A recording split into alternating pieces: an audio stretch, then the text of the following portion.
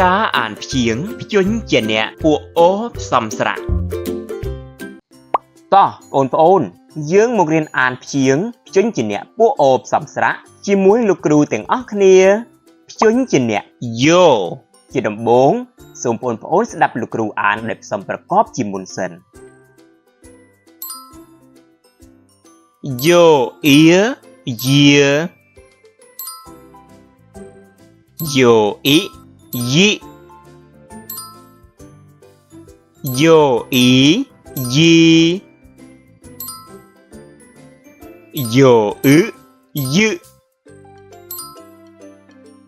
Yo, ứ, yu. Yo, ú, yu.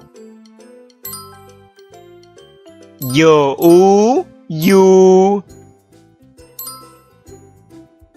Yo, úa, yua.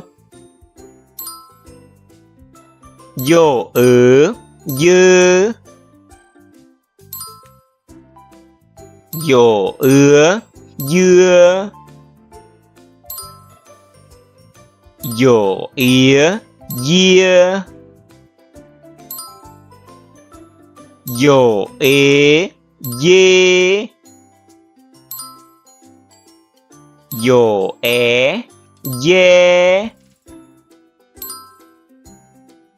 Yo, ấy, dây.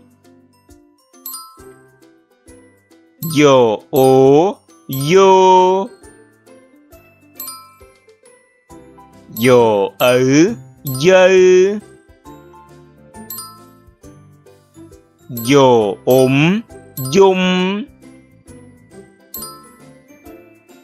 Yo, dung. Yo, yom. Yo, é, yeah. Yo, ú, yu. Yo, é, yeah. Yo, úa, yua. Bạn អរគុណបងប្អូន ឥឡូវនេះសូមបងប្អូនអានព្យាង្គដោយផ្សំប្រកបជាមួយលោកគ្រូទាំងអស់គ្នាចាប់ផ្ដើម Yo, ear, year. Yo, ý, yi. Yo, ý, yi. Yo, ứ, yu. Yo, ứ, yu. Yo, ú, yu. Yo, ú, yu. Yo, úa, yua. Yo, ớ, dơ. Yo, ứa, dưa. Yo, ía, dìa. Yo, ế, dê.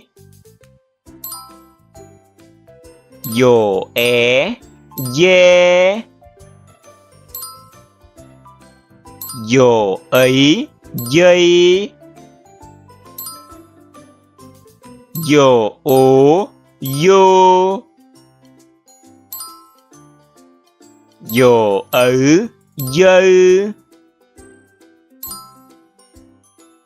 Yo, dung.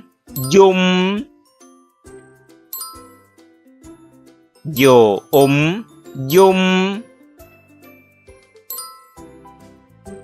Yo, yom. Yo, é, yeah. Yo, ú, yu. Yo, é, yeah.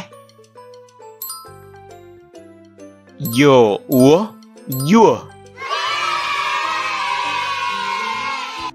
បាទអរគុណបងប្អូនឥឡូវនេះសូមបងប្អូនអានព្យាង្គដោយផ្សំប្រកបដោយខ្លួនឯងវិញម្ដង ចាប់ផ្ដើម